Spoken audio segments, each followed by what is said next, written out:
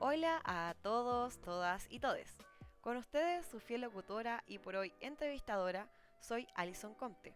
Y hoy, en un día más de Pandemia y Lenguaje, abordaremos un tema sumamente importante como lo es la estigmatización en las variables lingüísticas, donde tendremos a una invitada especial que nos explicará de qué se trató su reciente investigación y a las conclusiones que llegó. Con ustedes, María Fernanda González.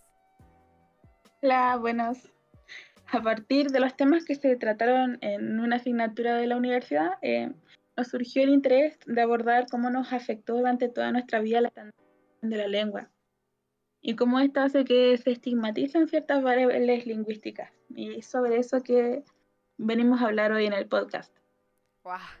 Suena complicado, pero ¿a qué te refieres con variables lingüísticas? Porque puede que alguno de nuestros auditores o nosotros mismos no seamos especializados en el tema.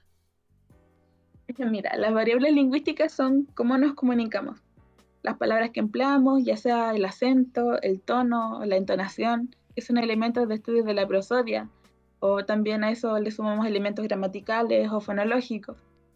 Que la variedad lingüística puede tener distintos factores, como variables sociales, que son en las que nos centramos para hacer la encuesta El que vamos a presentar. tema... bueno, el tema de hoy, como dijiste, Ujú. hablamos de la estigmatización de aquellas variables. ¿A qué te refieres con esto? Bueno, usualmente nuestro registro de habla va cambiando según la situación comunicativa, ya sea desde la formalidad o en espacios institucionales, ¿cierto? Sí, eso es lo que nos pasa en el colegio, al utilizar ciertos registros de habla y mantener cierta formalidad, Ujú. porque me parece súper útil que se ocupen, ya que de esa forma podemos entendernos mejor de acuerdo al contexto. Aunque con amigos uno no se preocupa mucho de cómo habla, o puede que solo sea mi caso. Sí, con los amigos uno no se preocupa tanto de eso. Aunque hay personas ansiosas, como yo, que realmente se sienten inquietas al respecto de cómo suenan y si se entiende lo que estamos diciendo. Como mencionas, esa formalidad es útil, pero el problema es que se comienza a medir el nivel de habla en torno a esa estandarización o la norma. Todo lo que se aleje de esta se ve estigmatizada, ya sea a nivel social o demográfico. Las concepciones que nos vamos forjando con respecto a estas se vuelven estáticas y rígidas, lo que además hace que la sociedad valore más un tipo de variación por sobre otra. Como cuando valoramos más la opinión, no sé, de un científico que se supone que estudió tal cosa a la de una persona que se ha dedicado a ello toda su vida. Exactamente, muy buen ejemplo. Por ejemplo, eso, una persona que ha cultivado lechugas toda su vida sabe cómo, cuándo y dónde ha sido el proceso, cuáles están buenas, cuáles están malas y todas esas cosas.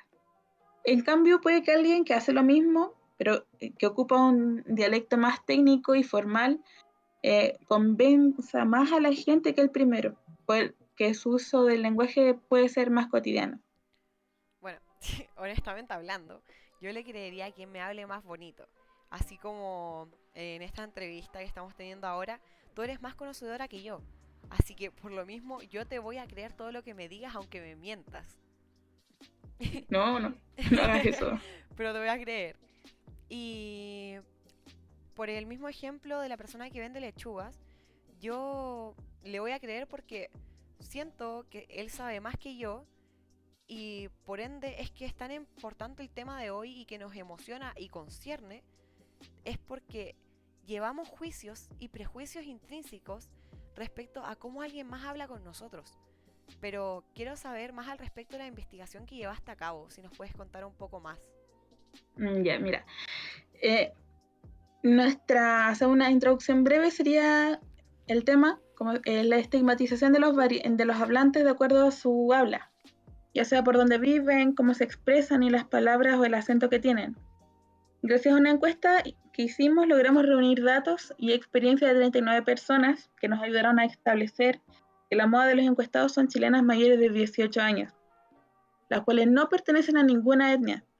Lo interesante que se recopiló es que más del 60% de los entrevistados se han sentido discriminados por su habla fuera del lugar de origen. ¿Qué nos indica esto? Que hay una discriminación para quienes no hablan de la misma forma que el círculo social en el que están inmersos. Sí, disculpa la interrupción, pero recordando hace poco fui a Perú y reconocieron inmediatamente mi nacionalidad. Aunque no lo crean, no sé modismos ni jergas de acá, sino que hablaba más bien neutral. Pero automáticamente dijeron, oh, chilenita, Colo Colo, Gabigol, La Roja, y me hicieron decir el típico weón, para repetirlo conmigo. Fue una experiencia que no le tomé mayor peso en ese momento y según yo no fue un trato discriminatorio, pero teniendo en cuenta lo que estamos hablando sobre el estigma que tenemos en el habla, me surgió en la cabeza tal experiencia. No, no te disculpes, mira, es muy pertinente lo que acabas de decir, porque podemos utilizar el concepto de discriminación para percibir dos realidades diferentes, y eso es lo que hicieron los peruanos en este caso. ¿Te sentiste fuera de lugar en algún momento al hablar en Perú? Ay, pensándolo ahora, sí, porque por lo menos dentro de mi círculo social cercano hablamos con mucho modismo y garabato. No. Entonces fuimos a lugares más bien refinados y la gente que se sentaba a nuestro alrededor nos miraba un poco mal, ya sea cuando decíamos la cuenta porfa o un se ve bacán tu plato, ese tipo de Oh, cosas como, chuta, y no sé cómo te habrás sentido al respecto. Bueno, imagina eso mismo dentro de un contexto escolar, donde un niño que es extranjero va a la escuela y utiliza los modismos que conoce, con los que es familiar. Algunos se van a acercar porque les parece interesante cómo habla, pero otros por el contrario les puede pasar lo que te pasó a ti en el segundo caso que me contaste ajá. y puede que lo traten diferente por su forma de hablar. Este ejemplo también fue sacado de una de las respuestas de los encuestados, el cito. En conversaciones banales a veces se me escapan jergas de mi nacionalidad y en el liceo siempre me las hacían notar. Es fuerte, Fuerte, ¿cierto? fuerte, muy fuerte la verdad. Claro. ¿Por qué hacemos esto? Ya que entre los chilenos también hacemos notar cuando se habla con modismos, con palabras inadecuadas, incluso cuando suena diferente. La mayoría confirmó que han corregido a alguien por su forma de hablar, ya sea en un ámbito laboral, escolar o en lo cotidiano, dentro de las encuestas. Sí, es más, una experiencia que también puedo añadir es que pasa con las personas más adultas. Esto de decir septiembre en vez de septiembre y que uno les corrija para que lo digan bien, que uno dice, no, es que es septiembre, no es septiembre. Pero bueno, ¿a qué se debe que tengamos tan intrínseco esto de hablar bien? Primero que todo, ¿qué es para ti hablar bien? Oh. Eh, me dejaste un poco perpleja, pero hablar bien me parece que es usar un lenguaje neutro, donde no uso modismos quizás o jerga.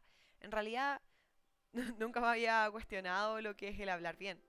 Más bien lo asocio a un registro formal, a que tenga que ser respetuosa y ese tipo de cosas. Como que me siento bastante insegura de mi respuesta porque no sé si realmente sea así, pero cuéntame usted de qué se trata hablar bien.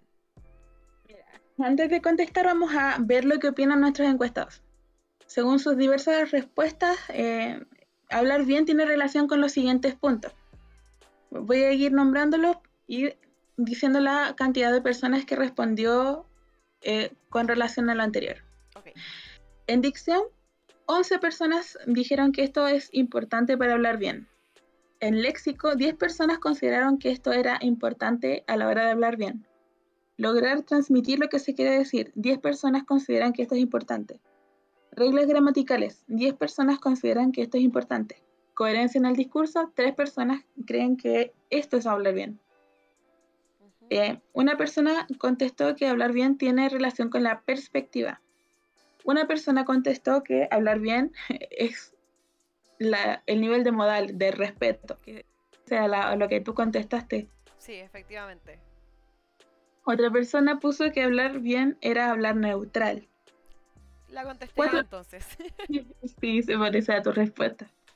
Y 4 personas pusieron que hablar bien tenía relación a la adecuación al contexto. 2 personas consideraron que hablar bien era la fluidez. Y otra persona también puso algo sobre modales. Ujú. Ya, considerando esto, muchos de los encuestados creían que más de uno de los factores anteriores eran importantes, entonces a veces se repitieron. Ujú. Y los contamos igual, como, Uno aparte, por así decirlo. claro, exacto. Los pusimos en niveles diferentes, aunque hayan estado conectados con otros. Siendo Comprendo. los que más se repiten dicción, pronunciación de palabras, el correcto uso de las reglas gramaticales, y en cuanto al léxico, estaban orientadas como a la correcta pronunciación de las palabras con un manejo extenso del vocabulario y transmitir lo que se quiere comunicar. Mm, ¿Qué opinas tú al respecto de la encuesta o de las respuestas de la encuesta? En realidad estoy bastante de acuerdo con todas las anteriores y a mí me pasó mucho que el pensar que un vocabulario amplio significa que estás hablando bien y que además eres muy conocedor. Pero esto tiene que ver realmente con hablar bien, porque el comunicarse yo sé que es la finalidad que tiene el habla. Y obviamente este tiene múltiples factores que le van a afectar, como es el grado de afinidad con la otra persona, el entorno, nuestro estado anímico, elementos paraverbales. Ahora mismo estoy moviendo mucho las manos y esto puede ser un centro de atención ante la persona para acentuar lo que estoy diciendo. Por ejemplo, Exacto. Entonces, la importancia de hablar tiene relación con la finalidad de entregar un comunicado. Realmente no podemos decir que hay una forma buena o mala de hablar. Esas preguntas que hicimos en la encuesta estaban orientadas a la valoración del habla o para ver las nociones que tenían los encuestados sobre eso.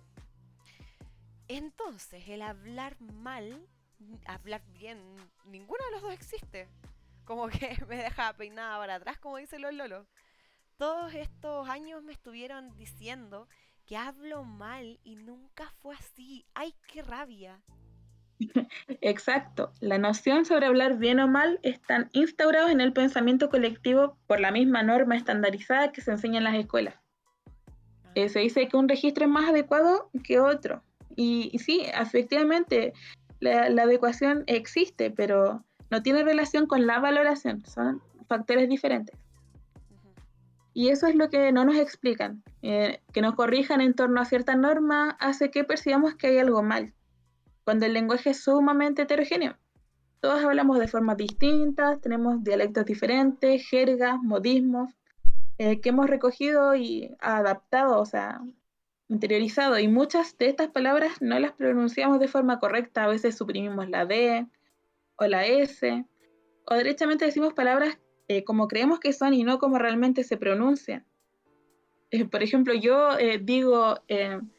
no digo al tiro, digo artiro, pero es porque es algo que se usa mucho en mi casa y me cuesta Dejar de corregirlo. hacerlo, sí. Y, claro. Y con respecto a esto, dos de los encuestados respondieron que si pronuncian mal una palabra y se dan cuenta, no la corrigen. Eso tiene que ver un poco con lo que te conté sobre lo mal que uso yo una palabra, con la identidad lingüística. Sí, la identidad lingüística siento yo que es como el vínculo que tenemos con nuestra comunidad en la que nos encontramos, porque puede otorgarnos ese sentimiento de pertenencia, de que si yo hablo de tal forma pertenezco a una comunidad. Exacto. Y por lo que veo aquí es que uno de los encuestados dice que en consideración a lo que está estudiando, se espera siempre que hable bien, entre comillas, en cualquier contexto, incluso en situaciones de confianza. Hay casos como estos, en donde se presiona a los hablantes para que modere su registro de habla.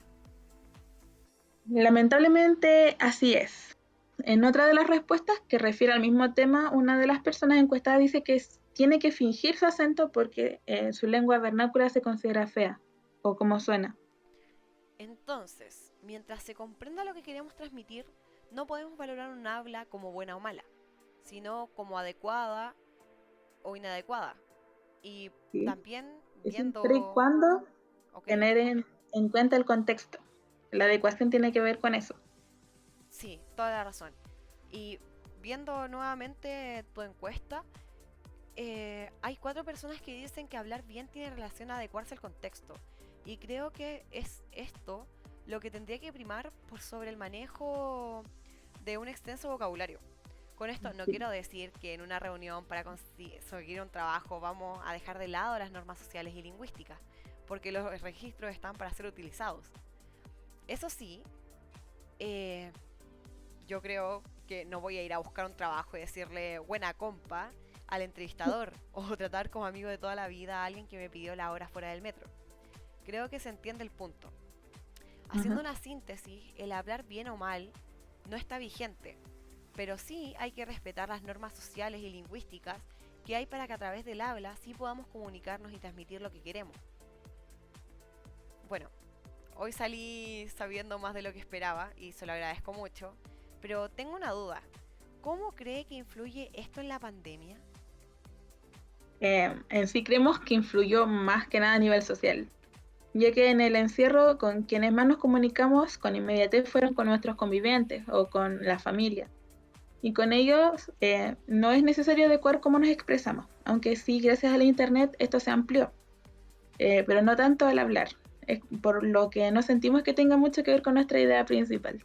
Sí, por supuesto. Me imagino que es súper distinto el escribirme con alguien por WhatsApp a enviarle un audio o directamente hablar con él en persona, porque yo hablando vomito lo que pienso en vez de escribiendo que tengo que darme el tiempo, que tengo que darme el espacio para hacerlo de forma ordenada y articular bien la cohesión y la coherencia. Y claro. Bueno, creo que ya finalizamos la sección de las preguntas y estamos llegando al final. Así que, ¿hay algo que te gustaría decir antes de terminar nuestro programa de hoy?